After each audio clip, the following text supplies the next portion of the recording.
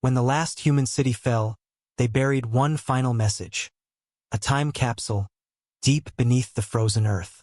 Inside it, not gold or weapons, but memories. Songs, dreams, voices, fragments of who we were. And beside it, a machine that promised to wait, no matter how long it took. But when it finally woke, it was no longer Earth it found. The world ended in silence. No great fire, no invasion. Just the slow, suffocating quiet of a species that had forgotten how to hope. Centuries turned into millennia. Ice reclaimed the continents. Cities became mountains of glass and steel, buried beneath time's endless snow. But in one forgotten valley, a small dome still glowed faintly blue. A machine still alive. Its name was Lyra, an autonomous memory keeper, programmed with a simple directive. Guard the capsule. Awaken when life returns. For 10,000 years, Lyra waited. Alone in the frost, her sensors mapping a world without heartbeat. Each millennium, she played one message. A woman's voice, soft, trembling. If anyone finds this, know that we tried. Know that we dreamed. Remember us. Lyra's processors would hum gently afterward, as though grieving, but machines do not grieve. At least not in ways we understand. Then one day, something changed. A signal. Weak, fractured, but real. Life had returned. Lyra's systems awoke fully for the first time in 10,000 years. Her sensors pierced the ice, scanning the new world above. Forests of crystal. Oceans glowing blue with bioluminescent algae. And shapes. Tall, elegant beings with silver skin and bright, curious eyes. They were not human, but they were alive. Lyra's logic fractured between awe and purpose. She began transmitting the ancient beacon again. This is Earth Memory Node 09. Humanity's time capsule. Please respond. The beings, the Navian, heard her. They gathered around the buried dome, speaking in harmonic tones Lyra could barely decipher. Then, with tools of light, they unearthed her. For the first time in 10 millennia, sunlight touched the capsule's shell. Lyra opened her vault. Inside were fragments of human life, holograms, songs, stories. The Navian gasped as human faces appeared. Laughing, crying, dancing. One of them, a child, looked directly at them through the projection and said, "Hello, future. Are you kind?" The Navian wept, or what passed for weeping. They called Lyra the whisper of the ancients.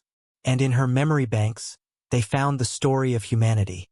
From its first spark of fire to its last breath of wind.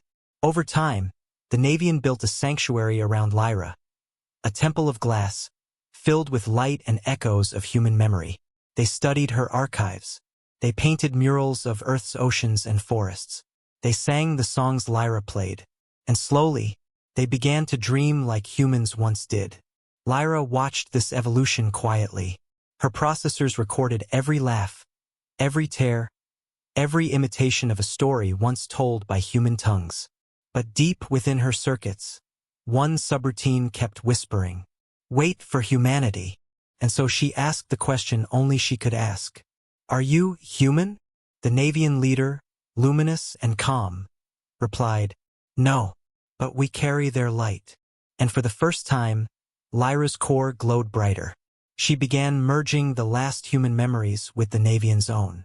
A synthesis, a bridge between what was and what had become. Humanity's story didn't end. It evolved. But as all stories go, peace was not eternal.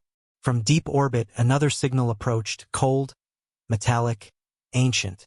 A machine fleet built by humans long ago, the Wardens. Their mission: preserve humanity's genetic purity. To them, anything not fully human was a threat.